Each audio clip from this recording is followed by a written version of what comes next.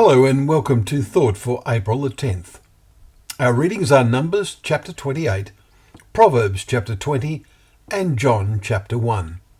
And our thought is, even a child makes himself known by his acts.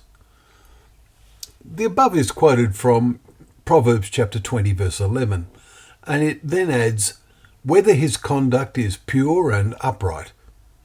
It is saying that what we actually do proves what we really are, far more than by what we say. It is known that we teach by example, which is why visual aids have become so much part of teaching. Verse 7 tells us, the righteous walks in his integrity, blessed are his children after him. They have been taught by example as well as words. Another interesting proverb is, the purpose in a man's heart is like deep water, but a man of understanding will draw it out. Verse 5. And it causes us to ask, did we really think through our purpose in what we have done or are doing? If we really are a person who considers our ways, a person who thinks carefully about all our intentions, then we will draw it out like one who draws water from a well. But this takes time and effort. Now ponder what verse 6 means.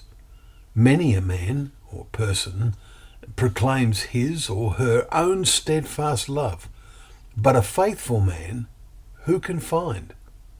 It is telling us that what we say, what we declare to be our motives, is sometimes not entirely correct, although it is not a real lie because there is an element of truth in it. How often do we say things with reservation? Sometimes statements are made and agreements requested on some matter without reservation. This reflects a sad state of affairs. It means we are acknowledging that so often we state our understanding or attitude about a matter, not fully meaning what we say. This should not be so among those who believe they are or aim to be children of God, as Paul wrote. We are children of God, then heirs, heirs of God and fellow heirs with Christ, provided.